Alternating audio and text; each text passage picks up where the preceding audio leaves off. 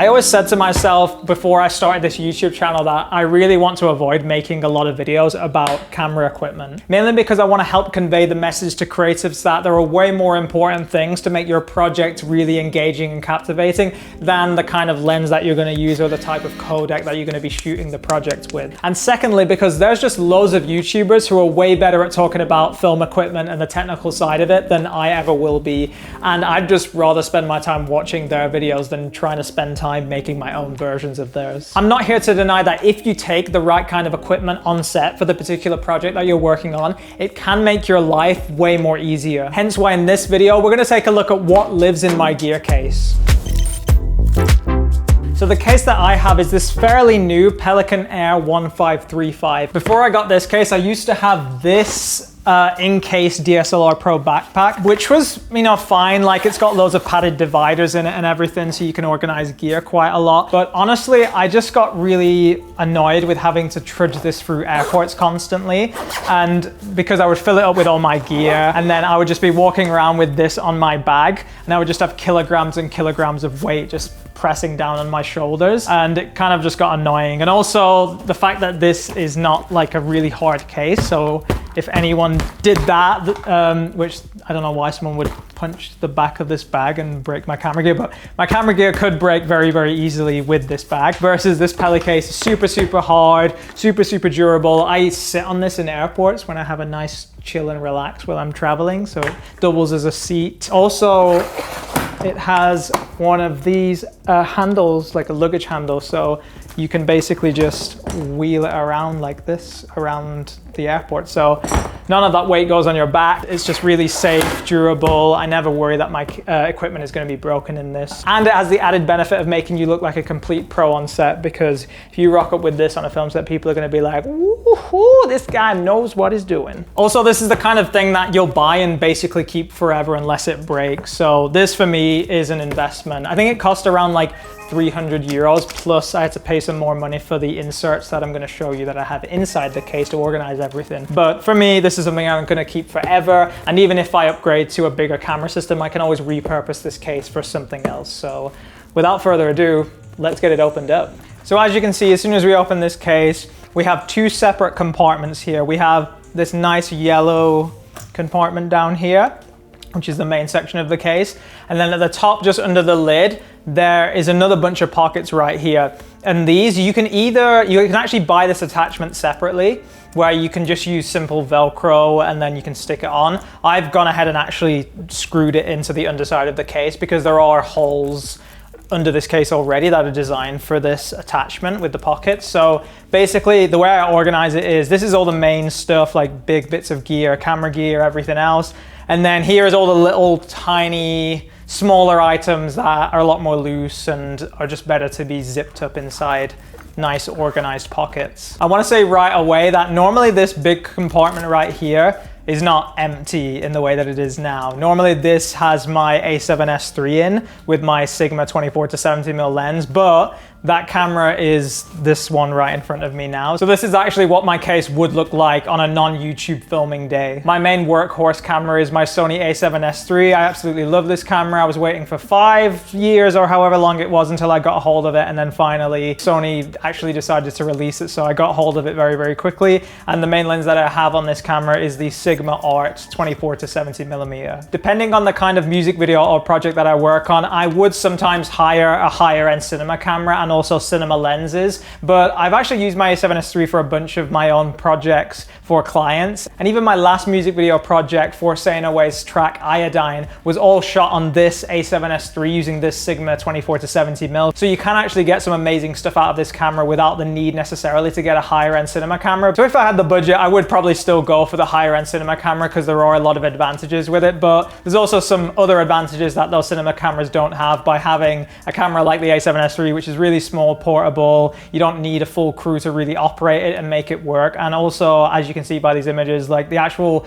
quality that you can get out of it is really, really great if you know how to use this camera properly. Next thing is monitor for the camera. Now I use the small HD focused 5-inch. That is the core one that I've been using for a very, very long time. I think I've had this for about 2 years now, possibly. it's great. It's so lightweight. That was the key thing that I really liked about it. It's so lightweight. This articulating arm right here is really, really cool. It takes these batteries right here, which are, these names are always so like stupid, like NPF750. So, and you can also put more high capacity versions of this, but it's really good. The menu is great. It's all works through HDMI. The only stupid thing is that this cable is proprietary, so it's a very thin cable that you can't get anywhere else except from the small HD guys. And yeah, the menu is great. Like, it's cool. Like, you can put like histogram and waveform. You can have different pages depending on like what you want. So you could have one that's just audio. You could have one that's all exposure assistant. You can take screenshots, peaking. I basically use this for all my YouTube videos and all my projects. The only problem with this monitor is that it's not a recorder. So if you really want to get the most out of the A7S III, for example, you would need something like a Shogun or something like that. But honestly, I think for the price, I think when I bought this, it was around $300. You can't go wrong. Like, it's super compact, way better than using the on-built screen anyway. One of the things that I use it a lot for is I put a LUT into it. So if I'm ever shooting S-Log3 on my A7S III, which is what I always pretty much shoot with, I always just put a Rec 709 LUT on there, and then it's way easier to kind of get an idea of like what it's actually going to look like once I get it into the grade. The only thing with this monitor though is that Small HD have discontinued it. So it's going to be really, really hard to find somewhere that actually sells it. The reason why they discontinued it is, here's a little insider secret, is I messaged them because I was like, you guys don't have a low budget monitor on your site now, what the hell's going on? And they messaged me through Instagram, and it turns out that they're making a new version of this, which is like their next entry-level monitor, and they said it's going to come out or be announced towards the end of this year. So I would recommend, if you're not sure what monitor to buy, don't run around and try and buy this unless you really, really need it. If you can hold out for the end of the year when they're going to announce the replacement version of this, give it a wait, because I think it'll be worth it, and I'll probably end up buying it anyway, because I was always really, really happy with this monitor, and until it breaks, I don't really see the problem in getting rid of it. The only problem with this monitor is that it's not 1080p, and that's really the big annoying thing about it, because I shoot most of my videos in 4K, and I just know what a difference viewing a 1080p screen would do in terms of like me being able to see all the little details in it when I'm shooting. But for YouTube and stuff, it's good enough. I don't know how much I would use this on professional projects in the future, even though I've used them in the past, but it's good. I think it's a great YouTube monitor. So if you're looking for something like this, maybe you could find one secondhand really cheap somewhere, or just hold out for a couple more months until the end of the year when they announce their new monitor. But Small HD, great company, no complaints, really great monitors. The UI is really easy to navigate, way better than Atmos's UI in my opinion for their monitors. See if you can get hold of one, if you're lucky that you can find one. So next thing that we have in my case right here are these two filters. These are pretty new purchases by me. I got them, when did I get them? A couple months ago, I think. They are filters from Prism Lens Effects, which is a really cool company that the guys who run it, or one of the guys, is a part of a YouTube channel called the Buff Film Nerds, or rather like it's his channel. I've been following them for quite a while, and then they decided to like make this filter company, which is really, really cool. So this one is a Dream Effects filter. Essentially what it is, it's basically like a Black Pro Mist filter.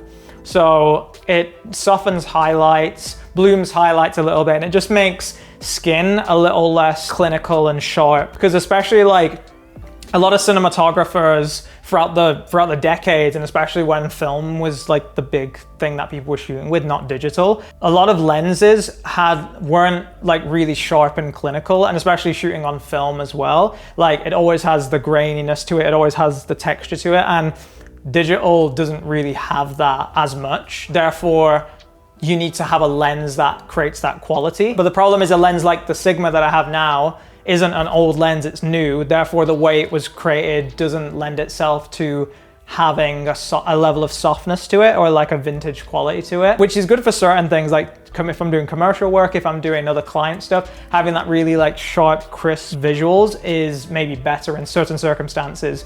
But for things like music videos and for short films and stuff, depending on the kind of vibe you're going for, I feel like having something like this really makes your image stand out. It makes it feel a bit more organic and a little bit less video-y.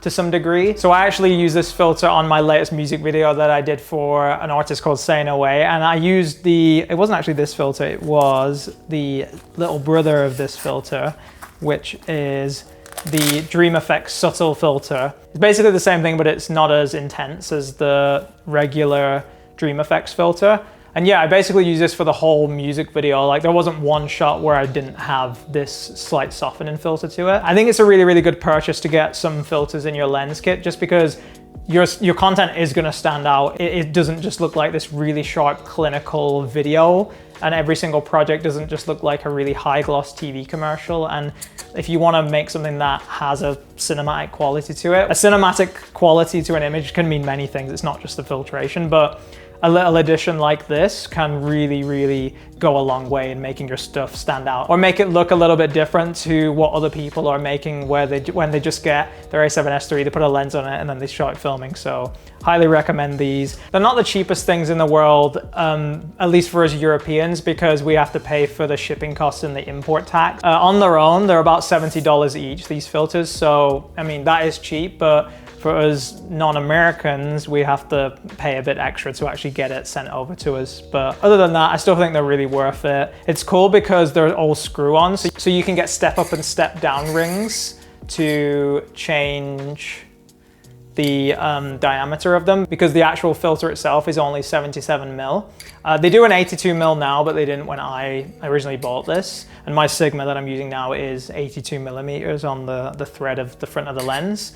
So I had to step up from 77 to 82 in order to actually make it work with this lens. Cool company. I like the kind of filters that they make. The reason why I bought this is because when I was at film school, I would always use a filter called a Black Pro Mist filter that Tiffin make, and Tiffin are like a cinema company, like they make filters for the cinema industry. And I always used to use something which was like an 1/8 or 1/4 Black Pro Mist filter, and it was a filter that I read about in American Cinematographer, where a lot of cinematographers vouched that this filter, I use it on all my projects because it makes highlights bloom, it makes skin look gray. And then I eventually like ended up using it because my film school had it, and then I was like, this filter's amazing, I'm gonna use it for everything. But those filters cost a lot of money. I think they're in like the 300 euro range just for one, because they're like bigger, they're rectangular. They're like 4 by 5, 6 inches. So yeah, like 300 euros versus $70. It's a pretty big difference.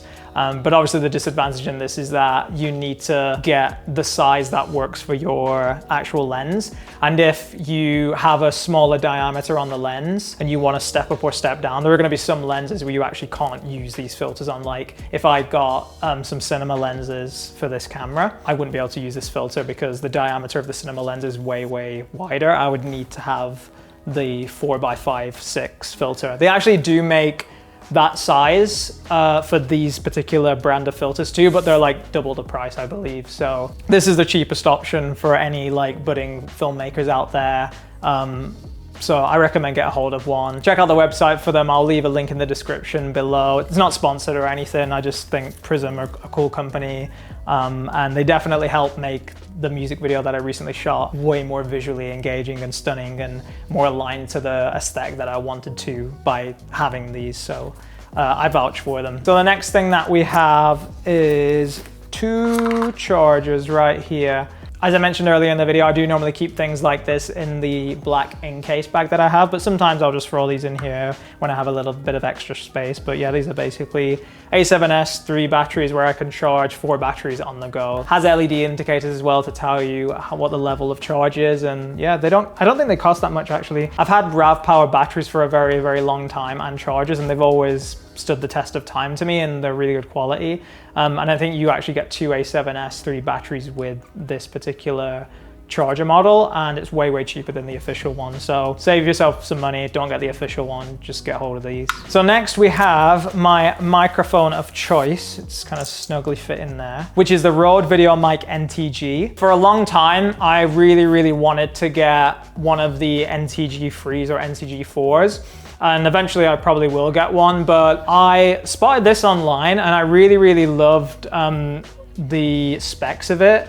And especially because it kind of has a lot of the qualities of the normal NTGs. Like for instance, is shaped exactly like one of the NTG 4s or NTG 3s, which is like, the NTG 3 is a standard microphone in the whole videography film industry. It's not like the highest of the highest. I think the Sennheiser 416 is even higher, and like there's probably microphones that are even more expensive than that are actually used on big budget film sets. But the design of this is very similar to the NTG3, and it's actually just a bit shorter because the NTG3 is a bit longer. So I really like the idea of a really well designed, good audio patterned cardioid microphone, which I think this is. Correct me if I'm wrong. But yeah, for YouTube, this is amazing because it comes with this holder, so you can just clip it in here. It comes with a hot shoe here, so you can put this on top of your camera, or it also has a screw hole here, so you can plug it into a microphone stand and then you can boom it. So for a lot of my YouTube videos, I'm actually not using this clip-on microphone a lot.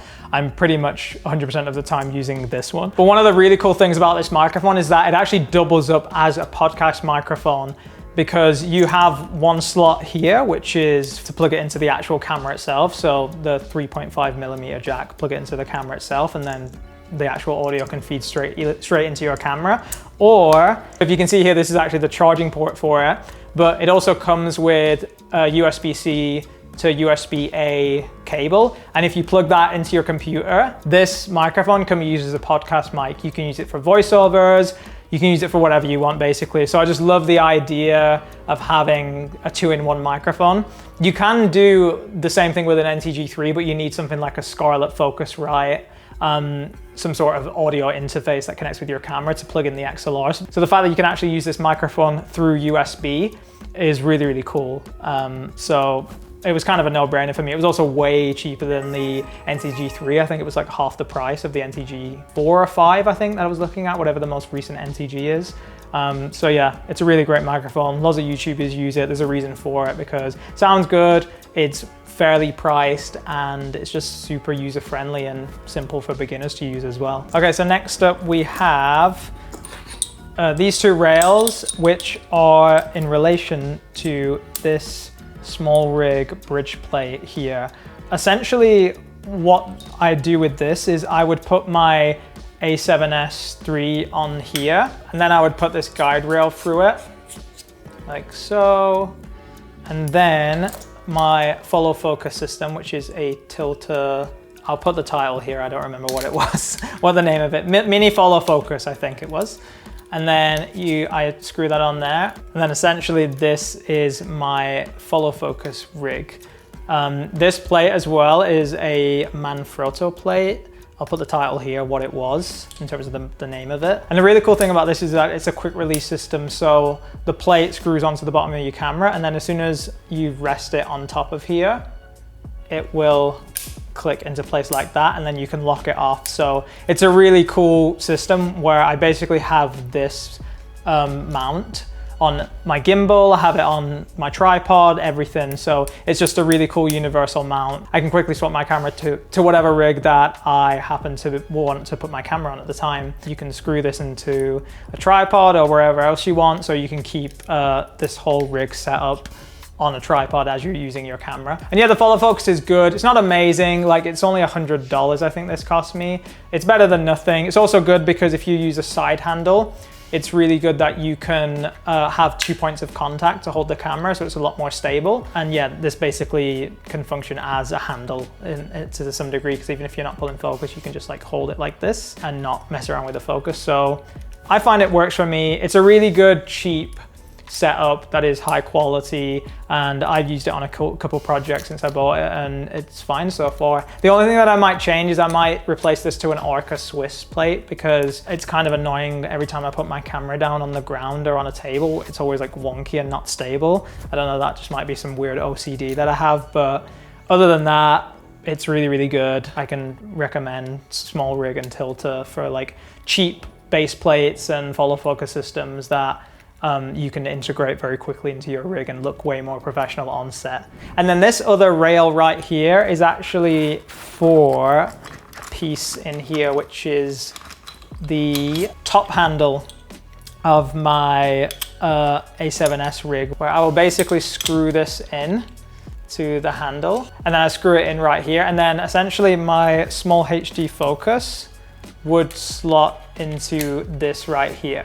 So it just offsets the actual position of the monitor, so I can see it a lot more easy. Like for instance, if I'm using an easy rig and I don't want to have, and I've got my easy rig going into here, then it's just nicer to have an offset monitor on a few occasions. The other thing I've got in here is a Mattbox right here. This Mattbox is a Tilter mini Mattbox, and I really like this Mattbox because it is so light. And also it's just really small and compact, and I think it only cost about 100 euros. So it's really, really cheap as well and affordable. And in terms of the filters that you can put on it, you can only put one 4x5.6 inch filter into it, which, you know, it's fine if you want to put an ND in or something like that. But if you want to stack filters, you can't do that with this. Another thing is it works through rings. So you basically just screw this ring onto the front of the lens, and then imagine that this is on the front of your lens, and then you would just put it into there, and then it will clip onto the front of your lens. But again, this only goes up to 82mm. So as soon as your lens is wider than 82, then this Mattbox is useless essentially. That's not so good. Also, it does come with a rail system, but I think it's crap. Like the actual mount itself is really finicky, and I've never been able to get it to properly line up with my lens. And also, if you want to use the effect filters here, you're gonna get vignetting on your lens if you're at 24mm. So it's kind of disappointing because I did want to use this Mattbox on my last project, but because I was using these effects filters, it wasn't possible. I had to choose one or the other. I'm actually gonna look for a different Mattbox to this. It's fine, it's okay. Like there are some situations where it would be useful, but if I'm shooting outside and I need an ND, and the ND that I have of choice is the Peter McKinnon Signature Edition, I can't use these two together, because the diameter of this is even wider than 82. So depending on your setup and your workflow, it could actually be okay for you, but honestly, I want to find a more versatile Mattbox than this. But let me know in the comments if you agree that with the problems that I have with this. Maybe you guys haven't, but it's just what I've experienced with the workflow that I've done. It's not really suitable, and it's not versatile enough for my particular needs. Now, as I just mentioned to you guys, I have the Peter McKinnon Signature Edition 2 ND filter. I have mixed feelings about this ND filter, which I feel bad about saying because I really like Peter McKinnon and I think the content that he makes is really great. But the problem that I have with this ND filter is that the diameter of the front of it is a lot wider than the diameter of the screw. So this is 82mm, this diameter, but then the front of this is way wider, which is fine if you don't want to actually put a Mattbox on it. But as soon as you do, you're gonna have the same problem that I had with my Tilter Mini Mattbox. However, I really like the stops on it. Like it's very clearly defined, and you can actually feel the stops very clearly of like, this is 3, 4, 5. The only problem that I have with this filter is like, these little things really. Like one, you can't stack filters on top of this. I know that Prism Lens FX recently made a hard stop cinema VND, variable ND filter, that you can actually screw filters on top of it, so you can stack everything onto it. And also I prefer the markings on the Prism Lens FX one because it's actually the cinema system of ND, which is like 0.3, 0.6, 0.9. So they're like a 0.3 is 1 stop, 0.6 is 2 stops, a 0.9 is an extra stop, so that's 3 stops. This ND filter is fine. I don't really see any weird color shifts with it. It's really well made. One of the best things about it, in my opinion, is the case that it comes in, because essentially the way it works is you just unscrew this and then you would screw this onto the front of the lens, and then once it's actually fitted on the lens, you can just very easily peel off the front cap like that, and you never have to worry about getting your fingers anywhere near the actual filter itself. So that's a really, really smart system. I do really, really like that about it. And now we have the most exciting part of this entire case, and that is these things. Batteries.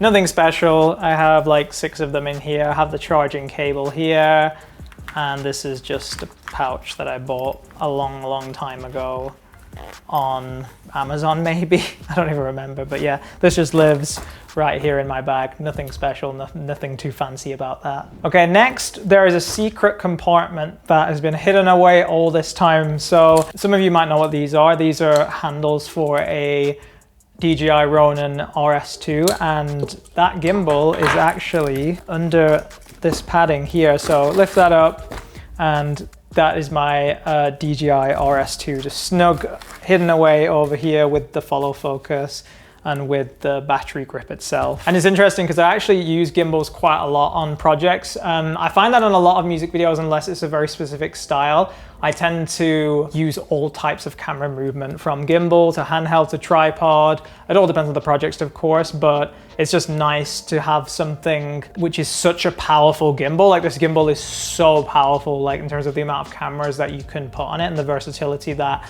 the gimbal can actually manage without just freaking out.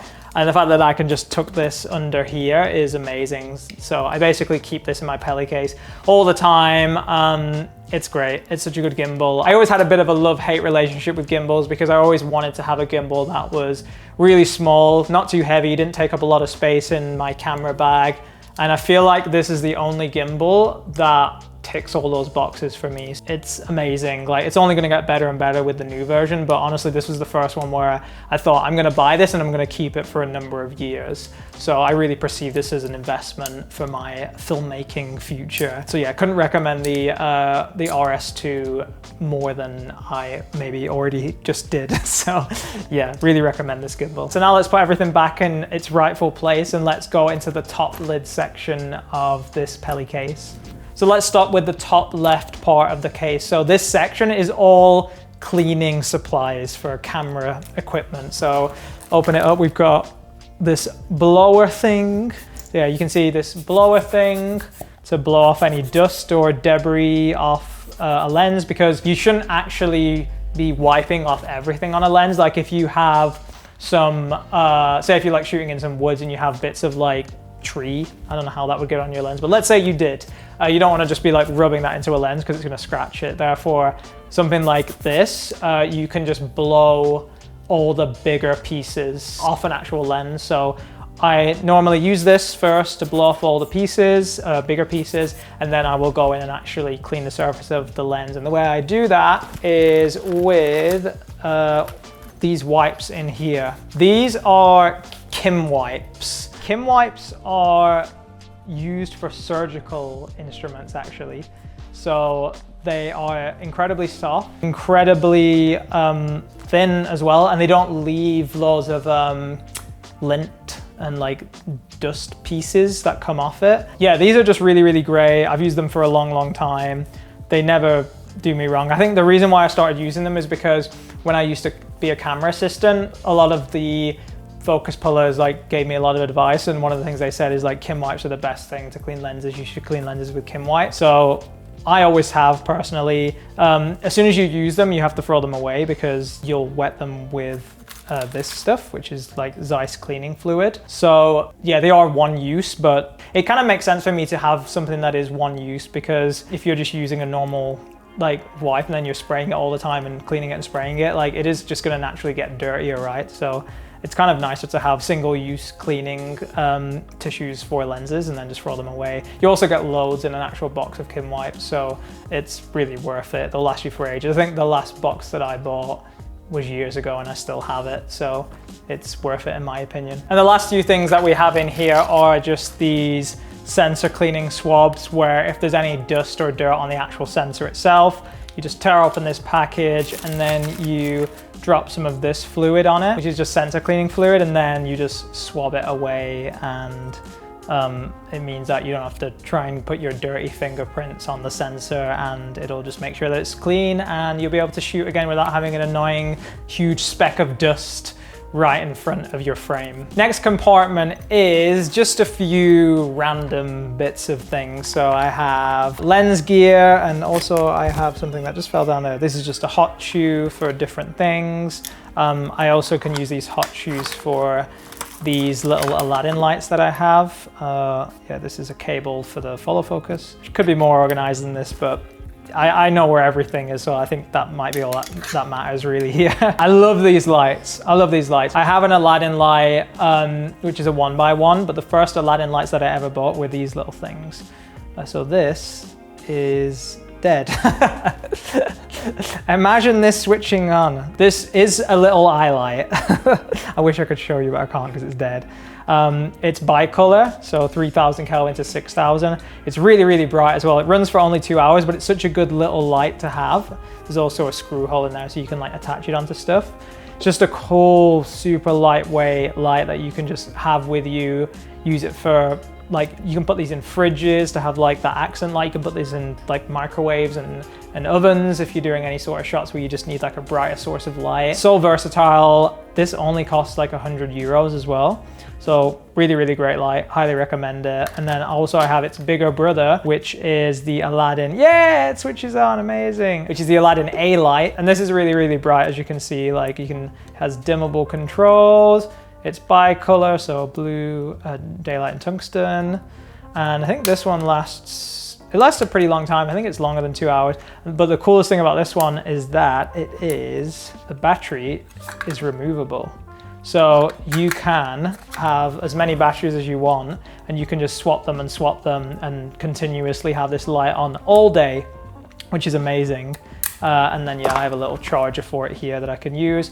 And you can even do really cool stuff like cut a piece of gel, and then you can change the color completely and have a nice purple one going on for this. These two are no-brainers. Like if you can't afford a lot of money for a light. I actually think before I bought my aperture lights and the lights that I'm using right now in this setup, I'm pretty sure that I bought these lights first to do like YouTube to camera videos because they were cheap, I could afford them, and using this to just blast a room with light is sometimes enough to get exposure, like you can see here.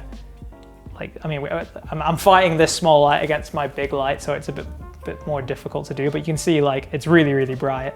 So yeah, highly recommend these. Super cheap, super versatile and useful. So grab a hold of these if you can. Next pocket is just accessories for my DJI RS2. So we've got rails for the follow focus system, the hand grip itself, and what else have we got? We've also got, you see, this is that plate that I was talking to you guys about before, where quick release system.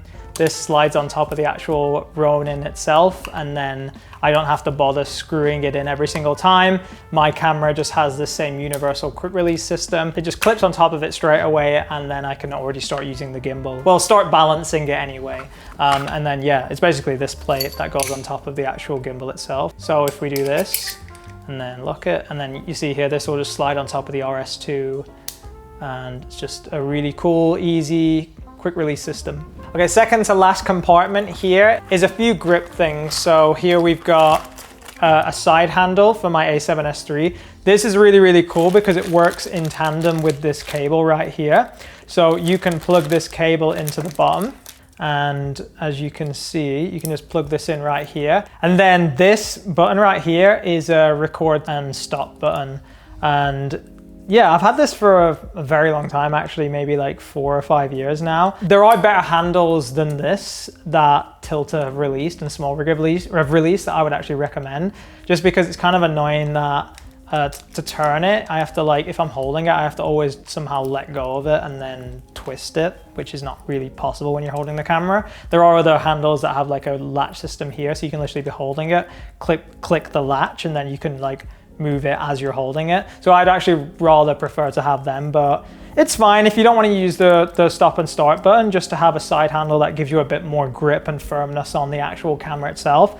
It's good. The idea with holding a camera is that you should try and have points of contact that are further away from the lenses. So which is why if you see like big cinema rigs, they always have the long hand grips like a lot further away from the actual sensor itself, just because then any small vibration or shake won't get as easily translated onto the sensor or the film stock if you're shooting film. So just having something like this that gives you a really solid grip, and it is further away on the camera than just holding the side of the camera itself, does make a really, really big difference. So yeah, I would highly recommend having a hand grip of some sort, just to give you a bit more firmness and stability on the camera when you're operating it. And then the only other things that I have in here is a flathead screwdriver, just to unscrew any quick release plates or anything if I want to get it off. And then also bongo ties, which are amazing and super simple little things where you can just wrap it around cables. Yeah, it's just like a super tight and super robust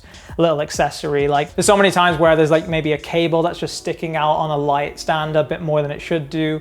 And then just a simple wrap around the actual stand and tighten it up. Something so simple would make it look a lot more neater. You're gonna look more professional. And also from my maybe undiagnosed OCD, it makes the set just feel a lot more clean and tidy and less chance of someone like snagging a cable or tripping up. So highly recommend these. You can get a pack of like them for maybe €5 or a little bit more depending on where you find them. But yeah, highly recommend these. Just grab a few, put them in your case, because honestly, you never know when they're going to come in handy. Now, last but not least is this final pocket right here, which contains a few handles and grips for my Ronin. So these are just the side handles that go with this, and then they just become a side grip so I can have two hands on the gimbal a lot better. And then I also just have this top handle for my A7S III where you can slot it on. It's just an extra grip here. Got loads of mounting points on it, so you can basically put anything that you want on here, including the eye light, the little Aladdin eye light that I had,